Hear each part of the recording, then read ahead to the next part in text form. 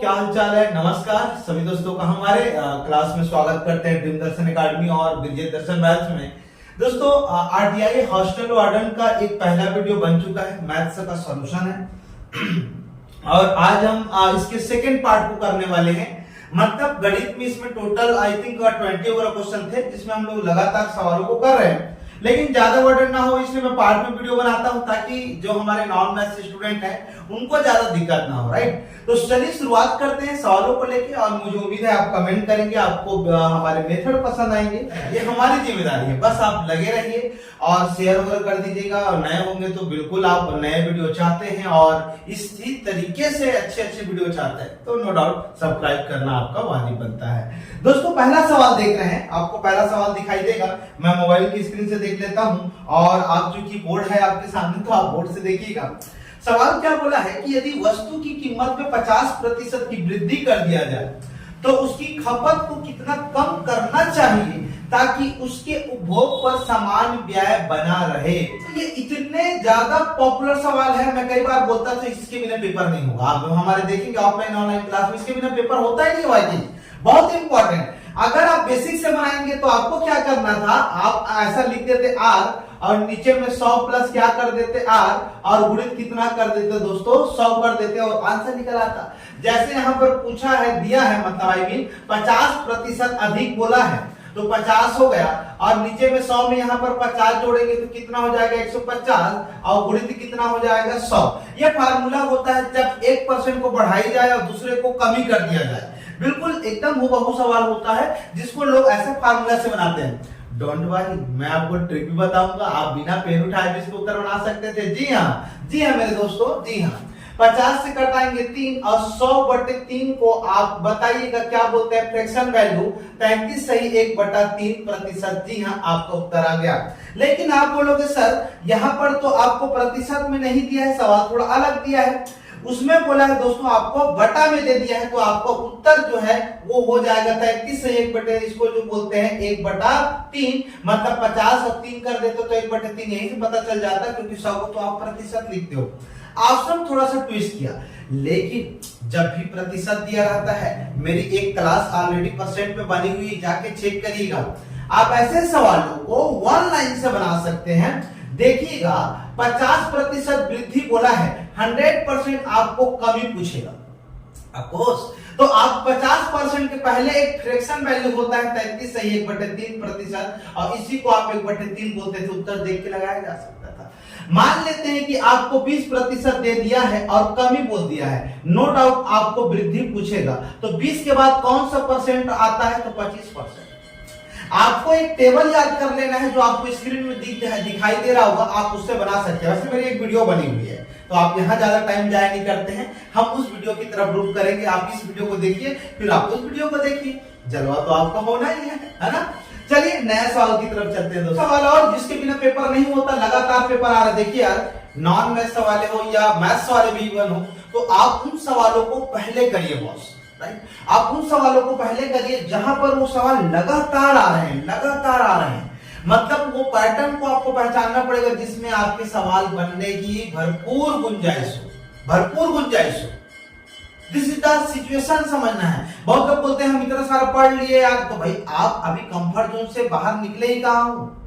आपको लग रहा है कि आप इधर उधर के सवालों को करके एग्जाम निकाल लेगा, जो आ रहा है वो तो आपसे बन ही नहीं रहा है। इसलिए पहले उन सवालों को करें या उन टाइपों को करें सवालों के नेचर में जो लगातार पेपर में पूछ रहे हैं, और उसके लिए तो बिल्कुल हमारी वीडियो देखिए, उसके अलावा आप हमारी क्लास करिए, वो तो रहता ही है, वहां हम पूरा बताते हैं, यहाँ भी पूरा बताते हैं। ऐसा नहीं है कि यहाँ हम कुछ छोड़ के जाएंगे आपके लिए, ना बिल्कुल नहीं, ऐसा हो ही नहीं सकता। आपके लिए जितना होता है उतना तो हम करते ही हैं।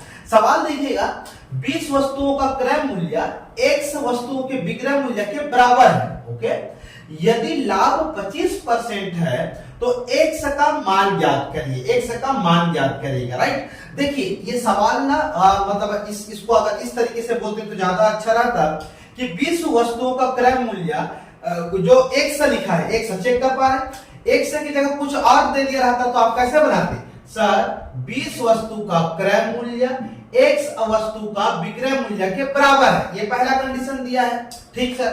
अब ये बोला है कि यहाँ पर सीपी रखिए, इसको शिफ्ट कर, ऐसे क्रॉस मल्टीप्लाई, ये सीपी को कांस्टेंट, एसपी नीचे शिफ्ट हो जाएगा यहाँ पर, और ये एक्स हो गया, और ये कितना हो गया 20, मतलब क्रय मूल्य 100 रुपए और विक्रय 20 हो गया। तो अगर 100 की जगह कुछ मान दे दिया रहता तो आप तुरंत निकाल लेते। इसके बाद आपको सिर्फ क्या करना था, परसेंट लाभ निकालना था। तो आप मुझे बताइएगा, अगर ऑप्शन है आपके पास तो आप डायरेक्ट गेम पट्टी कर सकते हैं। आप कोई सा भी एक मान रख लीजिए, मान आप उतना रखिए जिसका 25% हो। अरे भाई मुझे बताएंगे 25% लाभ होना चाहिए, बोला है सवाल में, चेक करिए। तो 25% लाभ कब होता है, तो ऑप्शन से अगर रखना चाहेंगे तो मैं आपको बता दे रहा हूं, आप उन वैल्यू को रखिए जहां से आपकी क्या हो 100 को कटा पाए और 25 आ जाए। तो 100 किससे करता है, 4 से, 25 चौके 100, तभी तो आएगा। मतलब दोस्तों इन दोनों के बीच हम ऐसे गैप को ले लेते हैं जिसका अंतर कितना आता हो 4, मतलब 100 की जगह वहां पे मैं क्या रख सकता हूं, मैं ऑप्शन से रख लेता हूं। देखो ऑप्शन नहीं रखेंगे तो 100 से बनाना पड़ेगा, तो ये मैं 16 रख लेता हूं। अब बताइए 16 रुपए में खरीदा और 20 में बेचा, कितने का लाभ हो गया, 4 का। और यहाँ पर कितना है 16, क्रय मूल्य तो हमेशा नीचे रहता है ना यार 100, और गुणित कितना कर देंगे 100, 4 चौके 16, 4 से कटाएंगे तो 25% लाभ, इसलिए मैं 16 को ले लिया। आप ऑप्शन से बना लीजिए। मान लो ऑप्शन से नहीं रखते तो 100 हो गया, अब 100 के मूलभूत चीजों को रख के बनाइए, उसमें भी आएगा। तो ऑप्शन रख लेना कभी कभी सटीक होता है। तो ये सवाल को मैंने बताया था विदाउट फार्मूला, लेकिन आप ऐसे आराम से बना सकते हैं, जो भी दिया रहेगा दैट टेकन नाउ और एक्शन लीजिएगा। अब यहाँ पर कोई वैल्यू नहीं दिया है तो उसको मैंने 16 रख लिया, ऑप्शन से देखिए, है ना। आप कोई दूसरा वैल्यू रख के देख लेना जिसमें 25% का लाभ नहीं आएगा, जस्ट स्किप नाउ, ठीक है। चलिए चलो रेडियस दे दिया है, कितना दे दिया है 1/3/4 दे दिया, चले ठीक है, बिल्कुल मीटर में है। हाँ ये ध्यान दीजिएगा, कभी कभी ये यूनिट का गड़बड़ हो जाता है, मीटर में है। 11 किलोमीटर की यात्रा और इसकी डिस्टेंस जो है 11 किलोमीटर की यात्रा दे दिया, ठीक है सर। और यह कितने चक्कर लगा पाएगी, कितनी घूमेगी, घूर्णन कितनी कर पाएगी। आपको ये क्लास में वृत्तीय गति, एक चैप्टर का नाम होता है, एक चाल दूरी समय में वृत्तीय गति बोलते हैं, ठीक है ना। तो आपको वृत्तीय गति में एक फार्मूला पढ़ाया जाता है, या फार्मूला नहीं भी बोलेंगे तो समझ आएगा। देखिएगा अगर मैं आपको लॉजिक बता दूं, फार्मूला नहीं रखना तो हमारे पास लॉजिक है। ये सर्कल है तो आपको बताना ये पूरी जो लंबाई है उसको हम लोग क्या बोलते हैं, इसी को तो परिधि बोलते हैं मेरे दोस्त, क्या बोलते हैं परिधि। ये लंबाई को या दूरी बोलिए या लंबाई बोलिए, परिधि। परिधि का मतलब ये हो गया दोस्तों 2πr। यहां से आपको मैं बता दे रहा हूं जो दूरी है हमारी वो 2πr हो जाएगी। तो सर अब एक बार चक्कर के लिए 2πr, तो 2 बार के लिए 2 से गुणा करेंगे, 3 बार के लिए 3 से गुणा करेंगे, 4 से 4 से। तो वैसे मेरे को n चक्कर लगाना है, मुझे नहीं पता कितने चक्कर लगाना है, तो n गुणित n, और ये n का मान जो है वो चक्कर हो गया। ये अरे भाई वो चक्कर की बात नहीं कर रहे हैं हम, ठीक है, रोटेशन कर रही, कितनी घूमेगी, ये मूव करेगी, उसके बारे में बात कर रहे हैं। तो दूरी आपको दे दिया 11 किलोमीटर, अब मान रखते जाओ, खत्म हो गया 11 किलोमीटर। ओके, n का मान नहीं पता, ठीक है, 2 का मान पता है, पाई का मान 22/7, r का मान इसको ब्रेक करेंगे, 4 एकम 4 और 3 कितना 7, 7 बटे कितना हो जाएगा 4, ये देखिए 7 खत्म, 2 और 2 दूने 4, 2 से करेंगे तो 11 हो गया। अब ये 11 किलोमीटर है और ये n गुणित 11 है, लेकिन ये मीटर में दिया है। जी हाँ दोस्तों, ये मीटर में दिया है और ये किलोमीटर में। तो सर 1 किलोमीटर बराबर कितना होता है, 1000 होता है। तो आइए इसको हम रख देते हैं, तो ये 11 गुणित 1000 रख देते हैं, 1000 ना, ध्यान दीजिएगा। और n यहाँ पर, सॉरी यहाँ पर हम अच्छे से रख देते हैं n गुणित 11, 11 को 11 से कटाएंगे तो 1000 बचेगा, मतलब दोस्तों वहां 1000 चक्कर लगाएगा। और आप ऑप्शन में चेक भी करिएगा, आपको उत्तर दिखाई देगा, चेक करिएगा, यस करेक्ट 1000 है और यही उत्तर हो गया। मतलब ये जो है मेन फार्मूला अलग से नहीं रखना है सर, दूरी बराबर 2πr होता है, परिधि उसी को तो बोलते हैं, लंबाई को ही तो बोलते हैं। तो लंबाई का फार्मूला लगे सर, n चक्कर लगाना है, n चक्कर हो दिया नहीं, उसी को ज्ञात करना है। अगर दे दिया रहता तो ऐसे ही कर लेते। तो इसमें दोस्तों कभी कभी दूरी याद करने के लिए भी रहता है, मैं बोलूंगा 7 चक्कर लगाऊंगा तो कितना दूरी तय करूंगा, मतलब ऐसे इस तरीके से रहता है। मान लीजिए एक साइकिल की जो पहिया है, वो सवाल वैसा बनता है, हाँ एक ट्रेन की पहिया या साइकिल की पहिया, मान लेते हैं कि वो इतनी रेडियस दी हुई है और मुझे बता दिया जा रहा है कि यार इतने चक्कर लगाएगी, तो आपको बताना है कि वो कितने किलोमीटर दूरी तय करेगी इतने चक्कर लगाने के बाद। तो यही तो सब मैकेनिकल वो रहते हैं ना, यही तो सब मैथमेटिक्स कैलकुलेशन रहता है, राइट। चलिए दूसरे सवालों पे आ जाए। बिल्कुल आपको पसंद आ रहा होगा, मैं पहले से ही बोला हूं आपको अलग से अगर आप नहीं भी पढ़ेंगे तो मैं यहाँ मेरी मैथ सॉल्यूशन में ही इतना अच्छे से समझा दूंगा कि आपको अलग से समझने की जरूरत है, ठीक है। चलिए आगे बढ़ते हैं। आया हुआ है और इसको हम बना लेंगे मात्र 2 सेकंड में। बोलोगे सर इतना आसान वाला चैप्टर होता है क्या? ये बिल्कुल आपको बेसिक से बता बता के लोग परेशान कर चुके हैं, पता है। अब बेसिक फिर वही बात है, बेसिक से आप इतना जल्दी कैसे बना सकते हो? बनेगा। मैं लोगों को देखा यार, एक तो सवाल तक कुछ आयु को पूरा आधा घंटे तक बना रहा है उसको क्लास में। सर हमको तो ऐसे सिखाया गया था। मैं बोला बेटा अब तो बाहर निकल, अब तो आगे बढ़। उसी में चल रहा है, ढल रहा। आज भी लोग एक एक सवाल को 1-1, 2-2 मिनट तक बनाते हैं और उनको लगता है कि आता है। अरे यार उससे पेपर निकल जाएगा तो 2.5 लाख को फॉर्म क्यों डाले हैं? 2 लाख, 3 लाख, 4 लाख फॉर्म क्यों डाल रहे हैं? उनसे तो आपको आगे निकलना है ना भाई। आप बोलोगे आपको आता है, आप जैसे तो और 10,000, 20,000, 25,000 लोगों को आएगा ना। आपको तो मात्र 100-200 में से सिलेक्शन लेना है, तो आप उन सभी चीजों को करिए, समझ रहे मेरी बात, जिससे आपकी सिलेक्शन ज्यादा जरूरी है। और मैं पहले ही बोला हूं, यदि आपको गाइडेंस देखिए, आप बताइए कोई भी कोचिंग संस्थान की, मेरी बात समझिएगा इस चीज को, बेहद बहुत सार्वजनिक बात बता रहा हूं। कोचिंग सेंटर में 4,000, 5,000, 6,000 भीड़ की दौड़ रहती है। सिलेक्शन का रेशियो देखेंगे तो कितना होता है? 10, 20, सब। हमारे छत्तीसगढ़ की बात कर रहा हूं, बाहर की कोचिंगों की बात नहीं कर रहे हैं। वहां तो सिलेक्शन लिस्ट बहुत ज्यादा भी होता है और कम भी होता है। वहां तो भाई 10,000 में अगर 100 लोग का सिलेक्शन हो रहा है तो क्या सिलेक्शन होगा? मुझे आप ये जेन्युइन बताइए कि आपकी सिलेक्शन रेशियो कहां रुकी हुई है? सर सिर्फ आपकी दिशा, डायरेक्शन, सही मार्गदर्शन में आप नहीं पढ़ पा रहे हैं, आपको कोई बता नहीं पा रहा है कि क्या पढ़ना है क्या छोड़ना है। बताइए कोई टीचर आपको पर्टिकुलर क्यों ध्यान देगा? भाई इतने सारे बच्चे हैं, 5,000, 6,000 बच्चे हैं, आप समझ रहे हैं मेरी बात। 5,000, 6,000 बच्चे हैं, सब पे तो ध्यान दिया नहीं जा सकता। जो अट्रैक्ट करेगा, जो जाएगा पूछेगा, उसी को बताया जाता है। तो सिलेबस तो सबको ही पढ़ाया जाता है, किसी भी भेदभाव नहीं किया जाता है, ठीक है। तो फिर उसमें से कोई बच्चा अच्छा निकल जाता है, कोई नहीं निकलता, क्योंकि वो अपनी खुद की भी मेहनत रहती है, साथ में उसके पीछे सीनियर्स या किसी का और क्या रहता है उसमें ब्लेसिंग रहता है, या बोले कि वो केयर करता है कि आप ये गलती कर रहे हैं, आप ये सुधार करिए। जो सपोर्ट होता है ना, वो सपोर्ट बहुत मेहरबानी होती है लोगों की, बहुत कम लोगों को मिल पाता है, और जिनको मिलता है वो लाभ उठा लेते हैं। नहीं तो आपका सेल्फ स्टडी कर रहे हैं तो आप में भी एग्जाम निकलेगा, लेकिन बहुत दिन लग जाएगा। सोचिए जो अनुभवी आदमी है, जो टीचर है, वो आपको अपने 7 साल, 8 साल, 10 साल, 20 साल जितने भी दिन का है, वो आपको एक्सपीरियंस को मतलब कितने क्षण सेकंड में बना देता है। 2 मिनट में आपको 1 मिनट में बता देता है कि आप ये करिए, आप ये एग्जाम में आएगा। हम भी बताते हैं लोगों को। बहुत ज्यादा इंपॉर्टेंट है आपकी लाइफ में किसी का रहना जो आपकी इन सभी कमियों को बता पाए, कभी त्रुटियों को। इसीलिए बोलते हैं ना, टीचर या मेंटर आपकी लाइफ में जब तक सिलेक्शन नहीं होता होना जरूरी है। आपको लगता है कि हम कर लेंगे, मैं बोल तो रहा हूं आप कर लेंगे, लेकिन टाइम लगेगा, और टाइम लग रहा है आपको एग्जाम निकालने में। ये याद रखिएगा। बहुत सारे दोस्त हैं जिनको अच्छे मेंटर नहीं मिल पाने के कारण, या मिसगाइड हो जाने के कारण, या गलत गलत चीजें पढ़ लेने के कारण, या कभी कुछ अलग भी पढ़ ले रहे हैं और टीचर भी अलग बता रहे हैं, पढ़ ले रहे हैं, बाद में पता चल रहा है यार ये तो आता ही नहीं है, और वहां पर पूरा पढ़ा के बैठे हैं। सही बहुत बहुत ज्यादा दिक्कत होता है, समझिएगा इस चीज को, है ना। चलिए खैर हम आगे आते, दोस्ती परेशान नहीं, हम है ना, करेंगे आपके लिए जितना होता है, अरे है ना। चलिए आगे आइए। पिता की वर्तमान आयु की पुत्र की वर्तमान आयु का अनुपात जो है वो 7:2 है। देखिए एक तरफ हमारे पिताजी हो गए और एक तरफ पुत्र जी हो गए, राइट है ना। चलिए देखिए बिंदास देखिएगा, और अनुपात दिया है 7:2 दिया है। ये जो है प्रेजेंट ईयर है, या आई मीन मैं बोलूंगा तो वर्तमान एज को बिलोंग करता है, राइट। 10 वर्ष पश्चात आफ्टर 10 ईयर इनकी आयु जो है 9:4 हो जाती है, 9:4 हो जाती है आपके पास। ये जो है लेकिन 10 ईयर आफ्टर है, ठीक है। तो पिता की वर्तमान आयु बताना है। अब मैं आपको बताइए, बेसिक से बताऊंगा तो टाइम लगेगा, तो टेक्निक सीख लीजिएगा, बहुत काम आएगा और बहुत ज्यादा सवालों में आता है। मेरे पुराने दोस्त अगर इस वीडियो को देख रहे होंगे तो तारीफ करके जरूर जाइएगा, मेथड आपको सिखाया था मैंने। इन दोनों को देखना है कि दोनों के बीच अंतर क्या समान है। अगर कोई स्टूडेंट समान है तो आप जलवा कर दोगे। तो 7 और 9 के बीच अंतर कितने का है? 2 का। 2 और 4 के बीच अंतर कितने का है? 2 का।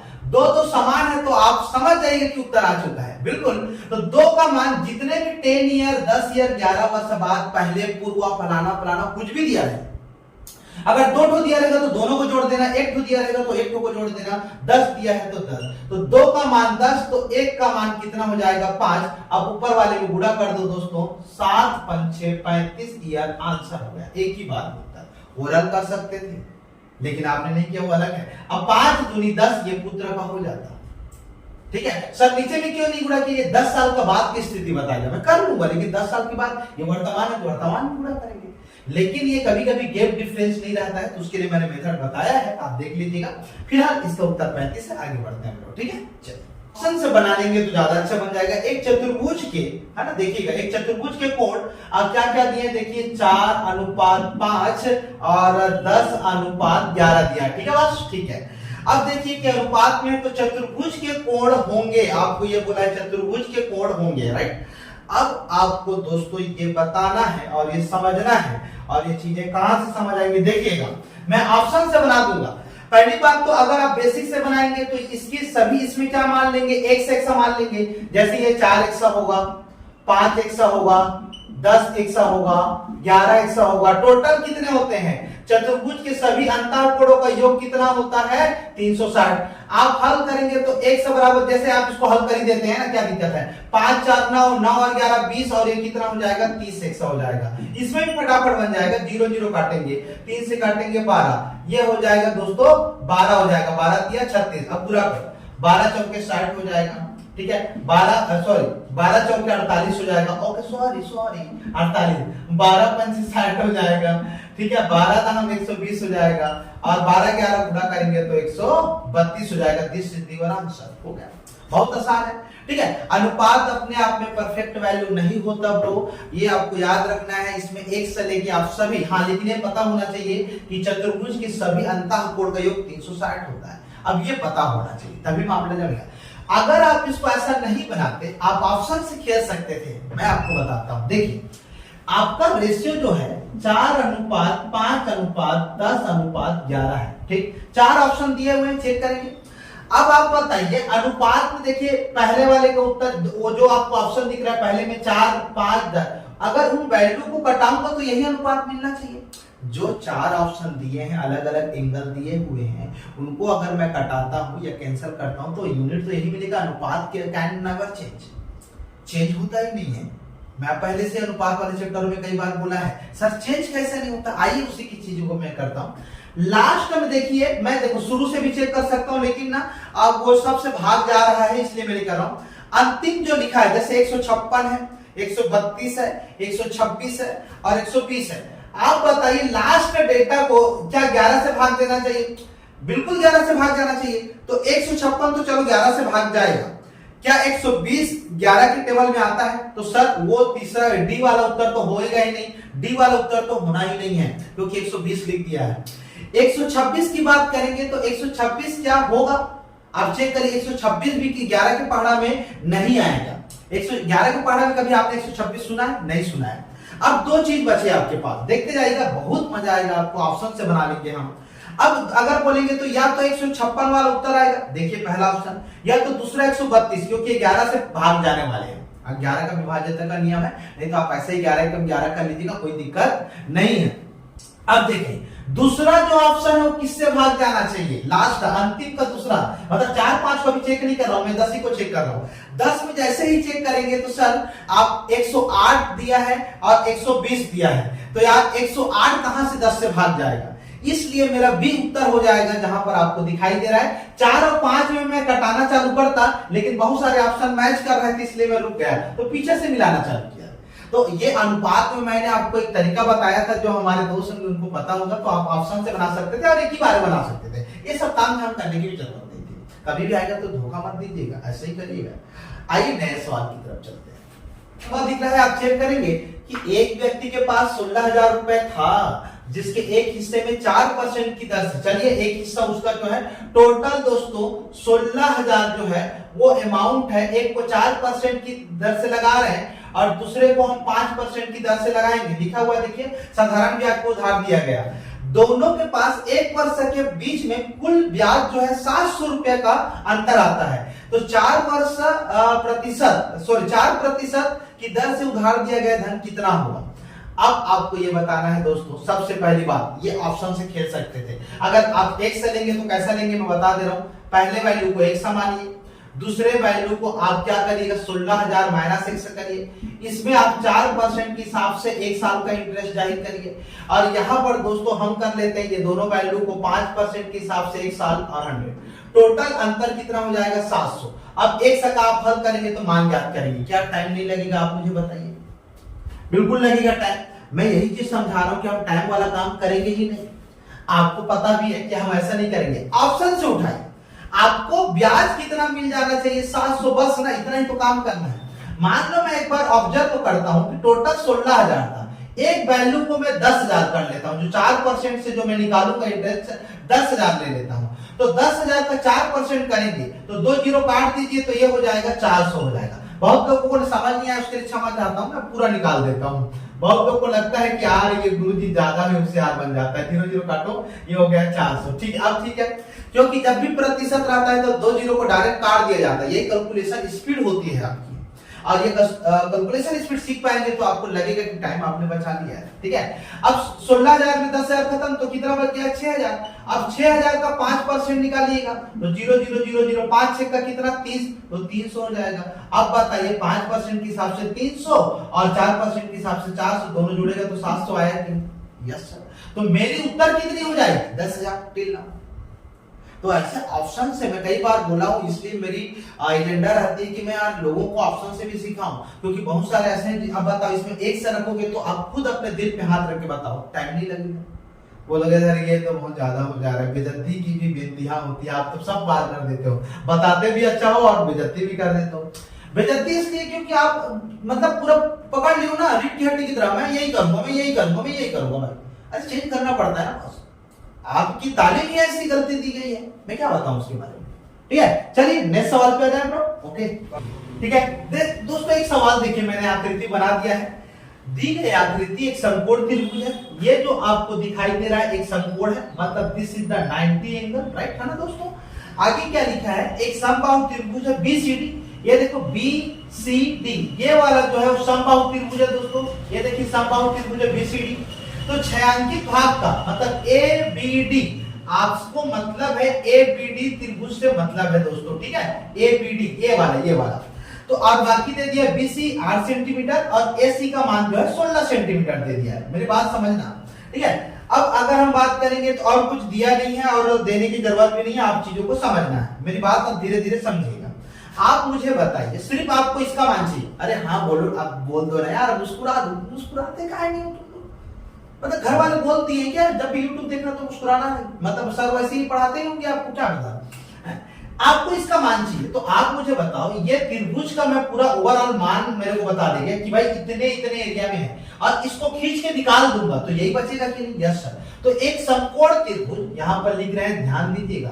समकोण त्रिभुज, थोड़ा सा जगह नहीं है मेरे पास तो मैं इसलिए ऐसा लिख रहा हूं, का क्षेत्रफल माइनस क्या करेंगे, ये समबाहु त्रिभुज है, इतने को मैं हटा दूंगा तो यही तो बचेगा। तो माइनस जो है समबाहु त्रिभुज है बॉस, समबाहु त्रिभुज है बॉस, याद रखिएगा। तो समकोण त्रिभुज का फार्मूला क्या होता है सर? अब मैं यहां पर लिख रहा हूं ना, 1/2 आधार गुणित ऊंचाई है, राइट है ना। ये पहला मान निकाल लिए समकोण का। समबाहु त्रिभुज का फार्मूला अभी वीडियो को पुश करिए और बताइएगा एक बार। चलिए तो देखते हैं कितने लोगों को पता है। वर्गमूल 3/4 A का वर्ग। अब मान निकालिए 1/2 हो जाएगा।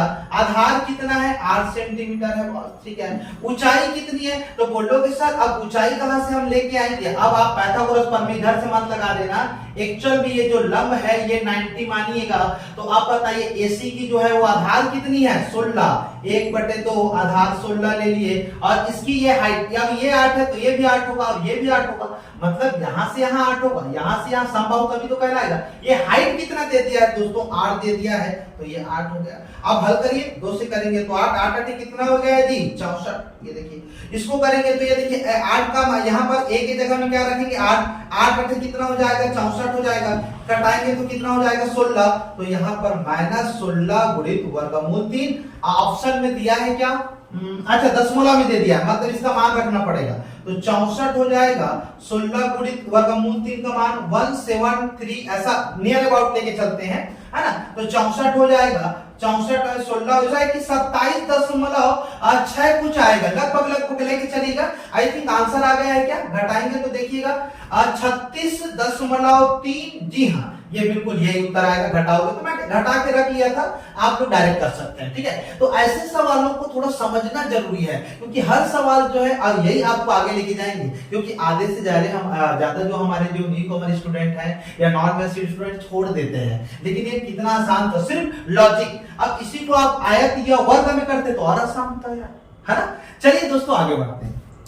दोस्तों अब ये 3D का दिया हुआ सवाल है, देखिएगा एक बेलन के आधार का क्षेत्रफल 21 दिया है और ऊंचाई 11 सेंटीमीटर है, तब बेलन का आयतन क्या होगा। सीधा सा बात है यार, फार्मूला रखो और आंसर। बेलन का आयतन होता है पाई आर स्क्वायर एच।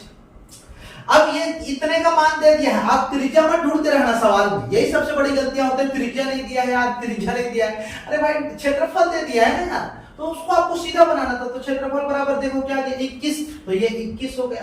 हाइट कितना दिया है देखिएगा 11, तो ये देखो 11 दे दिया। कुछ करना ही नहीं था, गुणा कर दो यार, इसको गुणा करेंगे तो 11 का टेक्निक 1 और 2 और दोनों को जोड़ देंगे तो 231 वर्ग सेंटीमीटर आंसर हो गया, ठीक है। देख लीजिएगा 200 करेक्ट 31 आ गया, मतलब ये कुछ करना ही नहीं था।